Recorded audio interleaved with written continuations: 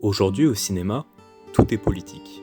Il n'est jamais rare de voir des métrages abordant des thèmes compliqués car il en va tout simplement de l'actualité du monde dans lequel nous vivons aujourd'hui, il en va même quasiment du stade de l'obligation quand nous voyons les critères que doivent nécessiter les films nommés aux Oscars par exemple, mais rares sont les films à oser parler de sujets relativement sensibles avec absolument aucune censure dans leur manière de raconter ce qu'ils défendent et aborder autant de thèmes complexes et encore une fois sensibles dans un même métrage. Aujourd'hui, nous parlons d'un film coup de poing qui ne vous laissera certainement pas de marbre. Un film qui ose, un film qui va vous prendre de revers et vous chambouler. Aujourd'hui, on parle de La Chasse. Hvorfor løber du min far, dit svin?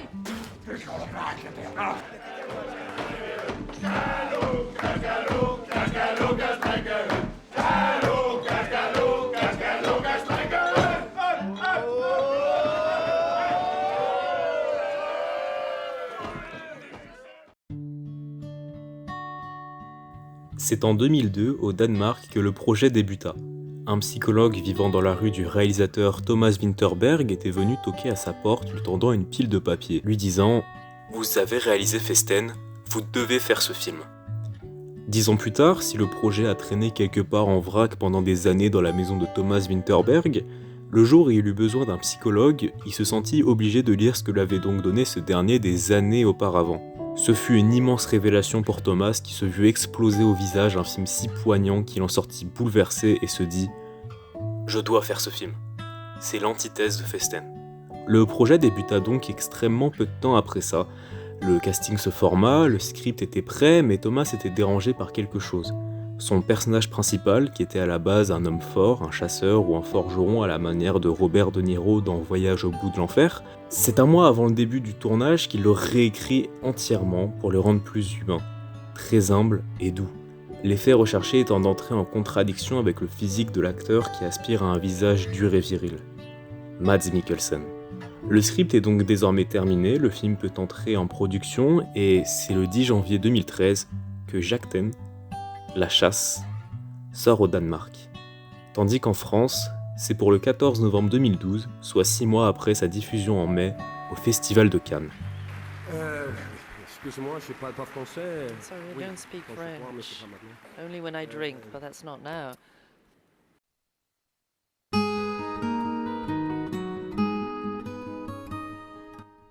Lucas, professeur dans une école maternelle, est un homme seul.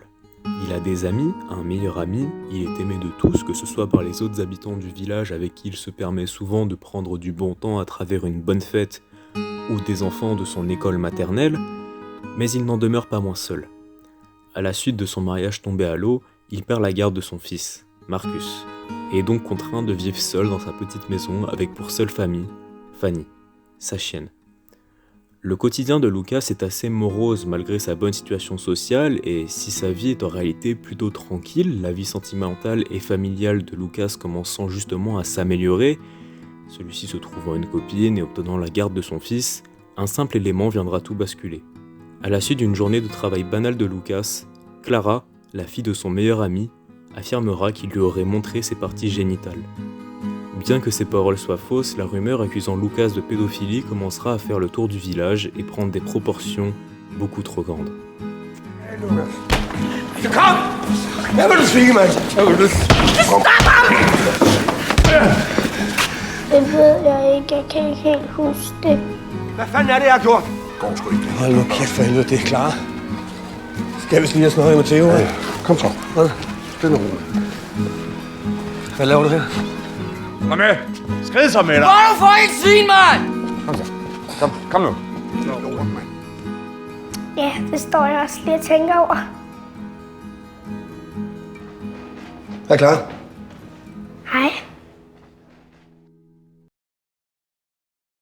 Vous l'aurez compris, La Chasse parle de thèmes forts, et en réalité, de beaucoup plus que l'on peut le croire. Nous avons là un film coup de poing, un vrai, un film qui va nous prendre aux tripes de son début jusqu'à sa fin, et nous faire passer par tout un stade d'émotion, et ce pour commencer de par l'écriture. Le point fort du script de La Chasse, c'est qu'il y porte plusieurs interprétations et sens de visionnage différents. C'est jamais trop explicite ou forcé. Chaque événement du scénario aura toujours été préparé à l'avance et de manière très subtile et minutieuse pour bousculer le spectateur lorsque les choses arrivent. Globalement, La Chasse, c'est un film qui va jouer avec toi, avec tes émotions, avec des moments forts, toujours suivis par des moments de pause, jusqu'au moment où les moments de pause ne seront simplement plus permis pour le personnage, et donc pour le spectateur. La Chasse, c'est l'histoire d'un homme qui va subir ce que personne n'aimerait jamais avoir à subir, un homme qui va en prendre plein la gueule pendant 2 mois absolument infernaux, un homme qui va traverser la pire période de sa vie alors que c'est quelqu'un qui n'a absolument jamais rien fait de mal, et toujours cherché à répandre la bienveillance. Et ça, le spectateur va le vivre avec lui, en partageant son point de vue et son quotidien. Dès le début du film, le spectateur connaît très bien Lucas. En seulement 10 minutes, on a appris à vivre avec lui, avec ses amis, on connaît sa situation familiale, sa situation professionnelle, et au final, on est attaché très tôt à ce personnage, et ça permet au scénario de très vite commencer et de pouvoir bien prendre son temps pour mettre en amorce ce qui va subir le personnage, et s'amuser à mieux le torturer par la suite. À un moment donné du film, on n'en peut presque plus de subir toute l'oppression sur le personnage. C'est un film qui va vraiment nous transporter dans le pire de ce que peut vivre un humain qui vit comme vous et moi. Un humain qui va subir toute la pression d'un mensonge et du harcèlement de masse. Les proportions vont prendre des dimensions que le spectateur même n'aurait pu imaginer au début du film. Et au final, on est juste pris et subjugué de bout en bout par le film. On se met à détester certains personnages, à en aimer d'autres, puis à avoir le cœur serré lorsque nous les verrons soumis à l'acharnement. Globalement, La Chasse est un réel drame social, nous faisant prendre dégoût de la société dans laquelle nous vivons.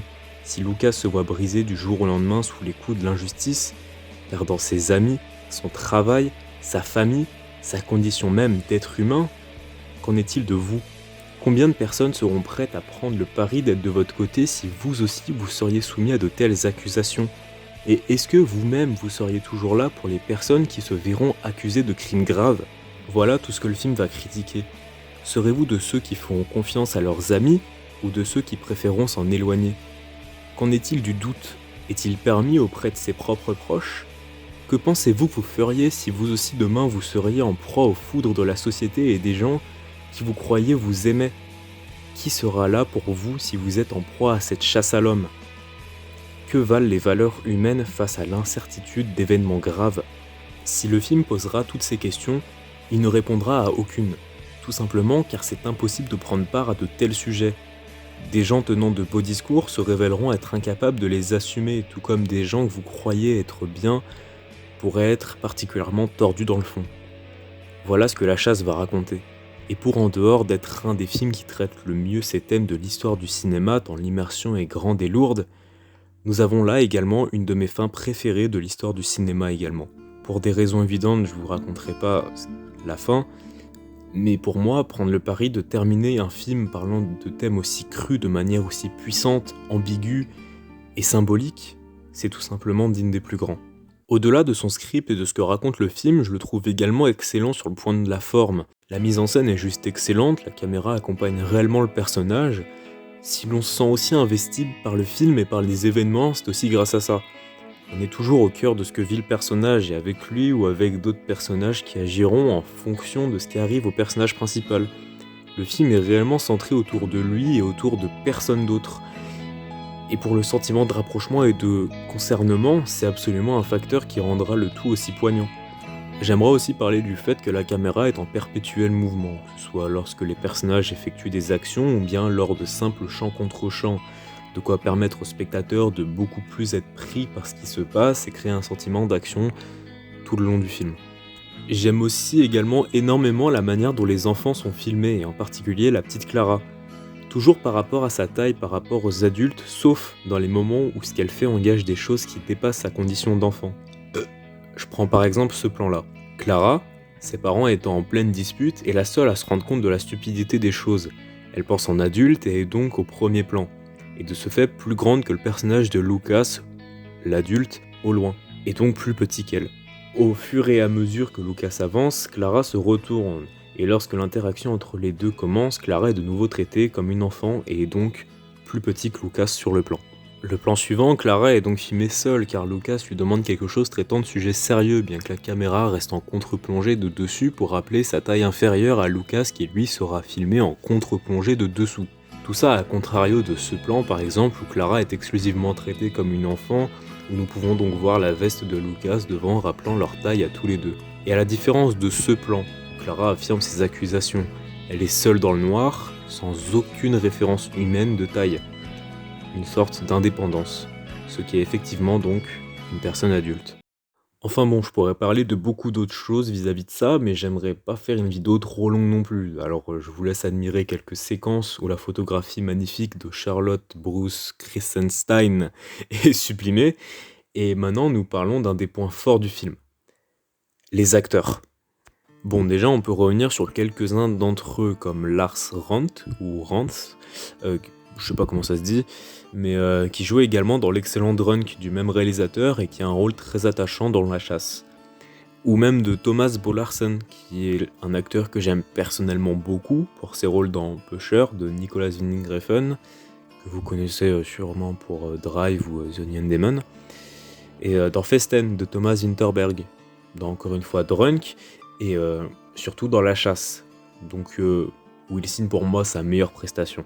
Mais évidemment, l'acteur fondamental à retenir de La Chasse, c'est bien l'immense Mads Mikkelsen, un de mes acteurs préférés de tous les temps, que vous connaissez sans doute pour Pusher, Pusher 2, où il est absolument parfait, Casino Royale, After the Wedding, Valhalla Rising, Michael Colas, Hannibal, Doctor Strange, Rogue One, Polar, Arctic, et encore une fois l'excellent Drunk, un acteur absolument éblouissant, premièrement de par le charisme qu'il renvoie, même si pour moi ses meilleurs rôles ne sont clairement pas ceux où il joue le rôle du méchant, comme aime bien l'utiliser Hollywood, mais ceux où il est quelqu'un de plus tranquille et humble, comme dans La Chasse, où il signe pour moi son plus grand rôle et sa meilleure prestation. Un jeu en total accord avec le personnage qu'il doit incarner. Juste, attachant, bouleversant, et personnellement, il m'a suffi d'un seul regard pour que je comprenne que j'avais affaire là à un des plus grands acteurs qu'un jour je pourrais voir à l'écran. Il reçut le prix d'interprétation masculine au Festival de Cannes pour son rôle. Et d'ailleurs, rien à voir, mais j'espère égoïstement de tout cœur que son rêve se réalisera. Which director do you dream to work with? I would love to do something with Martin Scorsese one day. I grew up with his work. The single film that has inspired me the most has been Taxi Driver, for a lot of reasons. Enfin bon, je pourrais parler et débattre de ce film encore longtemps, tant je l'aime, tant il a eu l'effet d'une bombe sur moi, et tant ça a dû être un des meilleurs visionnages cinématographiques de ma vie, que ce soit la première fois que je l'ai vu, ou la deuxième pour pouvoir faire cette vidéo. Ce film, c'est une œuvre qui te prend de tous les sens et qui te laisse jamais respirer, une des meilleures critiques sociales que j'ai pu voir de ma vie, et clairement l'un de mes films coup de poing préférés. Parce que je vais vous le dire, il m'a bien fait mal.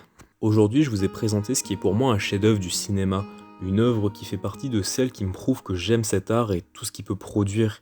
Une œuvre qui ne me laissera jamais de marbre autant de fois que je pourrai la revoir. Une œuvre qui me fait me poser des questions sur mes propres valeurs morales, celles de gens qui peuvent m'entourer, et celles des gens que je peux observer chaque jour sur les réseaux sociaux. Et peut-être qu'au final, la chasse à l'homme dont est victime Lucas n'est qu'une amorce de ce qui peut se produire dans notre société d'aujourd'hui vis-à-vis de ce que peuvent représenter beaucoup d'événements dont nous pouvons être témoins nous-mêmes chaque jour. Peut-être que ce n'est qu'un début, ou bien peut-être que nous sommes en plein dedans.